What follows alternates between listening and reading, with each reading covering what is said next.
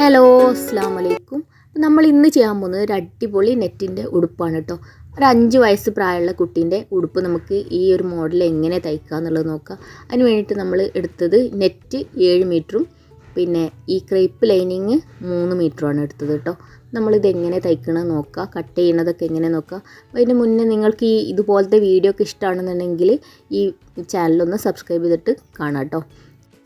ഇനി നമുക്ക് എങ്ങനെ ഇത് കട്ട് ചെയ്യാമെന്നുള്ളത് നോക്കാം. അപ്പോൾ അതിന് വേണ്ടിയിട്ട് ഈ നെറ്റിൻ്റെ തുണി മാത്രം എടുത്തിട്ട് നല്ലോണം മടക്കിയിട്ട്, അതായത് 4-5 തവണ മടക്കിയതിന് ശേഷം ഇങ്ങനെ വീതിയിൽ വെക്കുക. എന്നിട്ട് നമ്മൾ 30 ഇഞ്ച് ലെങ്ത്താണ് കേട്ടോ പ്ലീറ്റ്സ് ഇടാൻ വേണ്ടിയിട്ട് അടയാളപ്പെടുത്തുന്നത്.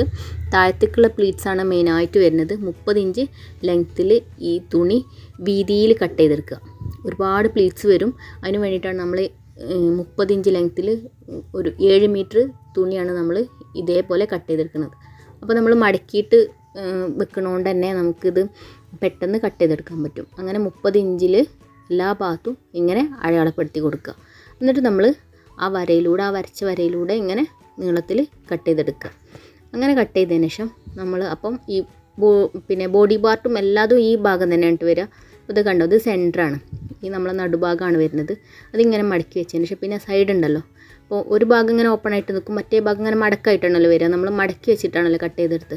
അപ്പോൾ ഇങ്ങനെ ഈ സൈഡ് വരുന്ന ഭാഗം നമ്മൾ എന്താ ചെയ്യുക, ഈ സൈഡിൽ കൂടെ നമ്മളെ കൈക്കുഴി വേണം, കൈക്കുഴി കട്ട് ചെയ്യണം. ആദ്യം തന്നെ നമ്മൾ ബോഡി പാർട്ടിൻ്റെ കൈക്കുഴി കട്ട് ചെയ്യണം. എന്നിട്ട് നമ്മൾ 3 ഇഞ്ച് വിടത്തിലാണ് ഈ കൈക്കുഴിൻ്റെ ഭാഗം എടുക്കുന്നത്. ഈ താഴ്ഭാഗം, അതായത് കൈക്കുഴിൻ്റെ ഇറക്കെടുക്കുന്നത് 2 ഇഞ്ചിലും 3 ഇഞ്ച് വിടുത്തും 2 ഇഞ്ച് ലെങ്ത്തും. അങ്ങനെ നമ്മൾ ആ അളവിലൂടെ ഇങ്ങനെ വരച്ചിട്ടൊക്കെ കട്ട് ചെയ്താൽ മതി കേട്ടോ. ഞാനിപ്പോൾ ഇങ്ങനെ മാർക്ക് ചെയ്യാതെ ഇങ്ങനെ അളവ് ഇങ്ങനെ ജസ്റ്റ് കാണിച്ചു തന്നിട്ടാണ് കട്ട് ചെയ്യണത്.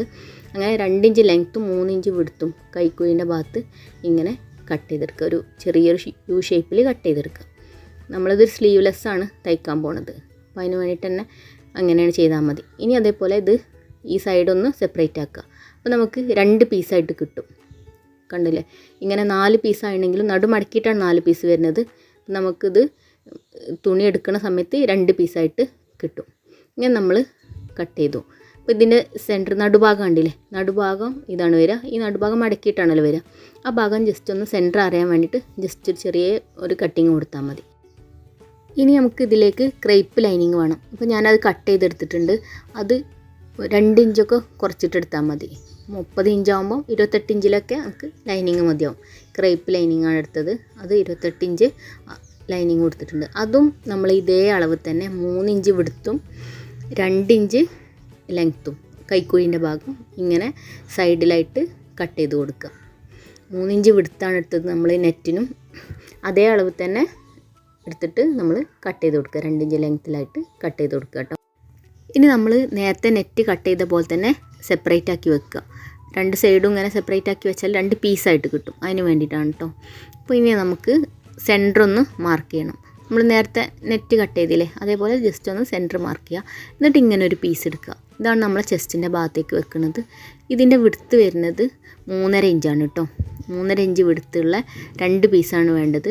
അതിൻ്റെ ലെങ്ത്ത് ഒരു സൈഡ് വരുന്നത് 6 ഇഞ്ച്. അപ്പോൾ 6ഉം 6ഉം മടക്കി വെച്ചിട്ടാണല്ലോ ഇത് കാണിക്കുന്നത്. അപ്പോൾ 12 ഇഞ്ച് ഉണ്ട്, കണ്ടില്ലേ, 2 പീസ് ഉണ്ട്. ഇതിനെ മടക്കി വെച്ചിട്ട് 12 ഇഞ്ചുള്ള വീതിയുള്ളൊരു പീസാണ് കേട്ടോ, നീളമുള്ളൊരു പീസ്, 3.5 ഇഞ്ച് വീതിയുള്ളൊരു പീസ്. അങ്ങനെ നമ്മൾ ഈ ലൈനിങ് ഉണ്ടല്ലോ, ഈ ലൈനിങ് എടുത്തിട്ട് ഇതേപോലെ ഈ ചെറിയ പീസുമ്മൽ ഇങ്ങനെ ഞെറിവിട്ടിട്ട് വെക്കുക. ഇതേപോലത്തെ ഞെറിവിട്ടിട്ട് ഇതിലേക്ക് അറ്റാച്ച് ചെയ്യുക. ഇത് നീളത്തിലൊന്ന് തയ്ച്ചു കൊടുക്കുക. എന്നിട്ട് മടക്കിയിട്ട് ആ തയ്യൽ തുമ്പ് ഉള്ളിലേക്ക് വരുന്ന രീതിയിൽ ഇങ്ങനെ വെച്ചിട്ട് തയ്ച്ചു കൊടുക്കുക കേട്ടോ. അതാണ് നമുക്ക് ആദ്യം തന്നെ സ്റ്റിച്ചിങ് ചെയ്യാനുള്ളത്. ഇത് കണ്ടില്ലേ, ഇപ്പോൾ ഇങ്ങനെ നമ്മൾ തയ്ച്ചെടുത്തിട്ടുണ്ട്. ഇനി നമുക്ക് അടുത്തായിട്ട് നമ്മൾ 2 പീസായിട്ട് കട്ട് ചെയ്ത് വെച്ച നെറ്റ് ഉണ്ടല്ലോ, 7 മീറ്റർ നെറ്റ്, അത് നമുക്ക് ഈ ബാൻഡിൻ്റെ ഭാഗത്ത് ഇങ്ങനെ ചെറിയ ഞെറിവിട്ടിട്ട് തയ്ച്ചു കൊടുക്കുക. ചെറിയ ഞെറിവിട്ട് വരുമ്പോൾ കറക്റ്റായിട്ട് വരും കേട്ടോ. അപ്പോൾ അതിന് വേണ്ടിയിട്ട് നമ്മളിങ്ങനെ ഈ ബാൻഡിൻ്റെ ഭാഗത്ത് തയ്ച്ചു കൊടുക്കുക. അപ്പോൾ ഇനി നമ്മൾ ഫസ്റ്റായിട്ട് ഈ കൈക്കുഴിൻ്റെ ഭാഗം ഉണ്ടല്ലോ, അതിങ്ങനെ കറക്റ്റായിട്ട് സ്റ്റിച്ച് ചെയ്ത് കൊടുക്കുക. ഒന്ന് പ്രസ് ചെയ്തിട്ട് ലൈനിങ്ങും നെറ്റും കൂടി പ്രസ് ചെയ്തിട്ട് സ്റ്റിച്ച് ചെയ്ത് കൊടുക്കുക. എന്നിട്ട് വേണം ഈ ചെറിയ ഞെറിവിട്ടിട്ട് ബാൻഡിൻ്റെ ഭാഗത്ത് ഇങ്ങനെ ഇതാ കണ്ടോ, ഇങ്ങനെ ശ്രദ്ധിക്കൊന്നും വേണ്ട, കുഞ്ഞു പ്ലീറ്റ്സ് ഇങ്ങനെ ചുരുക്കി വെച്ച് കൊടുത്താൽ മതി. അങ്ങനെ നമ്മൾ ഈ ലാസ്റ്റ് വരെ തയ്ച്ചെടുത്തിട്ട് പിന്നെ ഈ കൈക്കുഴിൻ്റെ ഭാഗം ഉണ്ടല്ലോ, അതും അതേപോലെ പ്രസ് ചെയ്തിട്ട് തയ്ച്ചു കൊടുക്കുക. ഇതാ കണ്ടില്ലേ, ഈ മേലത്തെ ഭാഗം ഇങ്ങനെ നിൽക്കണം കേട്ടോ. ഈ ആദ്യത്തെ ബാൻഡ് കവർ ചെയ്യുന്ന രീതിയിൽ വേണം നെറ്റ് വരാനായിട്ട്.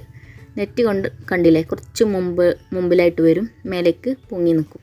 അങ്ങനെ നമ്മൾ തയ്ച്ച് കഴിഞ്ഞു. ഇനിയിപ്പം നമ്മൾ സ്ലീവായിട്ട് വെക്കാൻ വേണ്ടിയിട്ട് ഇങ്ങനെ ഒരു സ്ട്രാപ്പ് എടുത്തിട്ടുണ്ട്.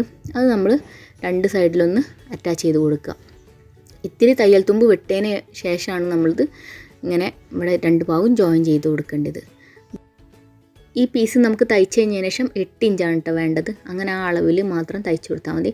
എന്നിട്ട് നമ്മൾ ഈ എക്സ്ട്രാ വിട്ട ഭാഗം ഉണ്ടല്ലോ, ആ തയ്യൽ തുമ്പ് വിട്ട ഭാഗം കൈക്കുഴിൻ്റെ ഭാഗമാണ്. അത് നമ്മൾ മടക്കിയിട്ട് ഉള്ളിലേക്ക് മടക്കിയിട്ടൊന്ന് തയ്ച്ച് കൊടുക്കുക.